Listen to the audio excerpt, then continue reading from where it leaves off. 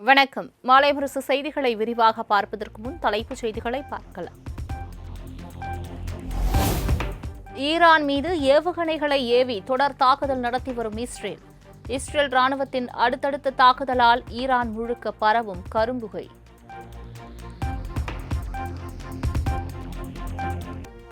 டெல்லியில் மத்திய உள்துறை அமைச்சர் அமித்ஷாவுடன் அதிமுக பொதுச் செயலாளர் எடப்பாடி பழனிசாமி சந்திப்பு. பாஜகவுடனான தொகுதி பங்கீடு குறித்து ஆலோசனை நடத்தியதாக தகவல்.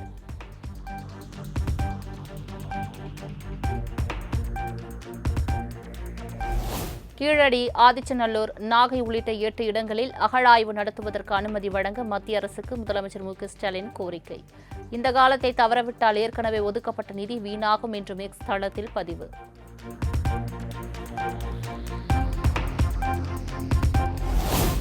யார் யாருக்கு தலைமை என்று தெரியாமலேயே ஒரு கூட்டணி உள்ளதாக பாஜக அதிமுக கூட்டணியை விமர்சித்த முதலமைச்சர் மு.க.ஸ்டாலின், திமுக கூட்டணி எண்ணிக்கை அடிப்படையில் அமைக்கப்பட்ட கூட்டணி அல்ல, எண்ணத்தால் அமைக்கப்பட்ட கொள்கை கூட்டணி எனவும் பேச்சு.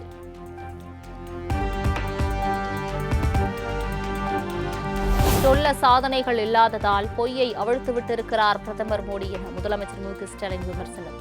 பாஜக ஆளும் மாநிலங்களில் தமிழகத்தை போன்று வளர்ச்சியை காட்ட முடியுமா எனவும் பிரதமர் மோடிக்கு கேள்வி.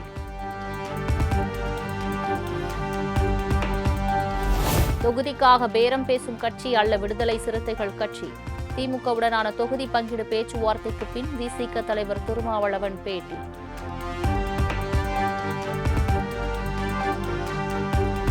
தாவேகாவுடன் கூட்டணி பேச்சுவார்த்தை நடத்தவில்லை என செல்வ பெருந்தகை மீண்டும் விளக்கம். எங்களுக்கு தேவை என்னவோ அதை திமுகவிடம் கேட்டு பெறுவோம் எனவும் பேட்டி.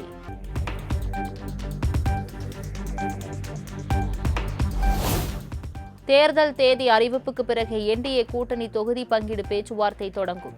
தமிழக பாஜக தலைவர் நயினார் நாகேந்திரன் தகவல்.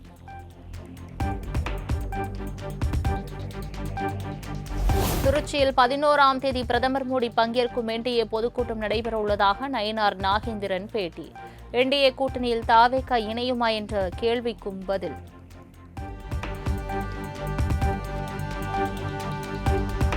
காரைக்கால் அருகே கண்ணாபுரம் கிராமத்தில் வீடு வீடாக வாக்கு சேகரித்த புதுச்சேரி எம்எல்ஏ ஜிஎன்எஸ் ராஜசேகரன். பாரம்பரிய விளையாட்டான சிலம்பாட்டத்துடன் வீர வரவேற்பு அளித்த பொதுமக்கள்.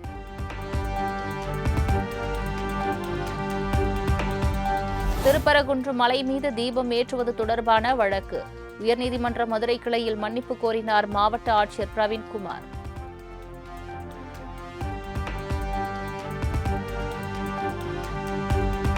நீதிமன்றம் சொல்லும் 5 நபர்களை மலை உச்சியில் பூஜை செய்ய அனுமதித்தால் அவமதிப்பு வழக்கை முடித்து வைக்கிறேன். மதுரை மாவட்ட ஆட்சியர் உரிய முடிவெடுத்து நாளை மறுநாள் 4 மணிக்கு தெரிவிக்க நீதிபதி ஜி.ஆர். சுவாமிநாதன் உத்தரவு. கோவை மாவட்டம் முழுவதும் உள்ள பாஸ்போர்ட் அலுவலகத்திற்கு வெடிகுண்டு மிரட்டல். மோப்பநாய் உதவியுடன் வெடிகுண்டு நிபுணர்கள் மற்றும் போலீசார் தீவிர சோதனை.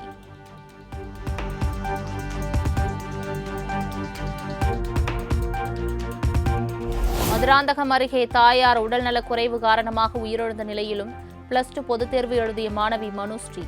ஒரு பக்கம் தாயின் சடலம் அஞ்சலிக்காக வைக்கப்பட்ட நிலையிலும் சோகத்தை மறைத்து தாயின் கல்வி கனவை நனவாக்க முயன்ற மாணவி.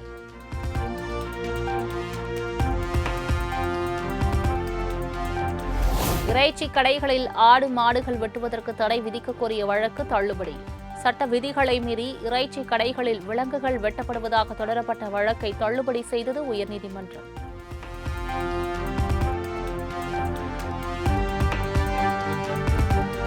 தமிழ்நாடு முழுவதும் இன்று +2 பொதுத் தேர்வு தொடங்கிய நிலையில் முதல் நாளில் 9,919 பேர் ஆப்சென்ட். வழக்கமான தேர்வர்கள் 8,319 பேர், தனித் தேர்வர்கள் 1,600 பேர் என தேர்வு எழுதுவதற்கு வரவில்லை என அரசு தேர்வுத்துறை இயக்ககம் அறிவிப்பு.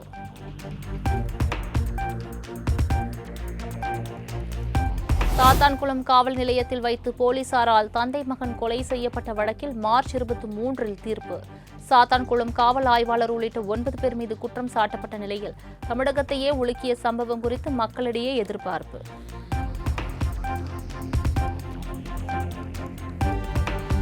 முன்னாள் அமைச்சர் பொன்முடி மீதான செம்மன் குவாரி வழக்கில் ஏப்ரல் 2ஆம் தேதி தீர்ப்பு.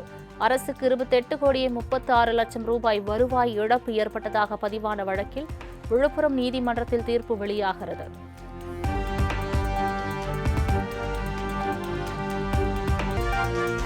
காரைக்காலில் மாசி மகத்தையொட்டி மண்டபத்தூர் கடற்கரையில் விநாயகர், முருகன் உள்ளிட்ட 17 சுவாமிகளுக்கு தீர்த்தவாரி. 5000த்திற்கும் மேற்பட்ட பக்தர்கள் கடலில் புனித நீராடி சுவாமி தரிசனம்.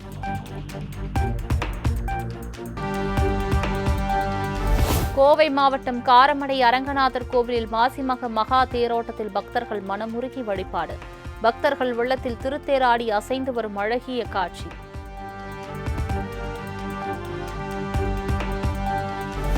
ஈரான் உச்சத்தலைவர் கமேனி கொல்லப்பட்டதை கண்டித்து ஜம்மு காஷ்மீர் மாநிலம் ஸ்ரீநகரில் ஷியா முஸ்லிம் அமைப்பினர் 2வது நாளாக போராட்டம். போராட்டத்தில் ஈடுபட முயன்றவர்களை கண்ணீர் புகை கொண்டு வீசி கலைத்த போலீசார்.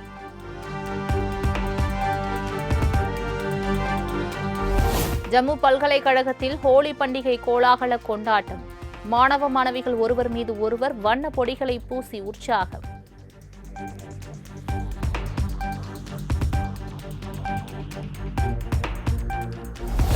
ஈரான் அமெரிக்கா போர் எதிரொலியாக இலங்கையில் எரிபொருட்கள் தட்டுப்பாடு ஏற்பட்டதால் வாகன ஓட்டிகள் கடும் அவதி.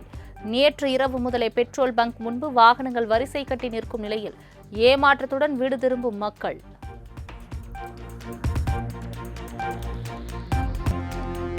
திருப்பதி ஏழுமலையான் கோவிலில் பிரபல நடிகை ஜெனிலியா சாமி தரிசனம்.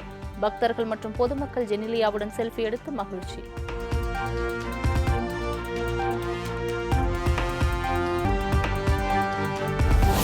லக்கி பாஸ்கர், வாத்தி படங்களின் இயக்குனர் வெங்கட் ஆட்லூரி இயக்கத்தில் சூர்யா நடிக்கும் விஸ்வநாத் படத்தின் புகைப்படங்கள் வெளியீடு. தமிழ், தெலுங்கு மொழிகளில் உருவாக உள்ள திரைப்படம் வரும் ஜூலை மாதம் வெளியாகும் என அறிவிப்பு.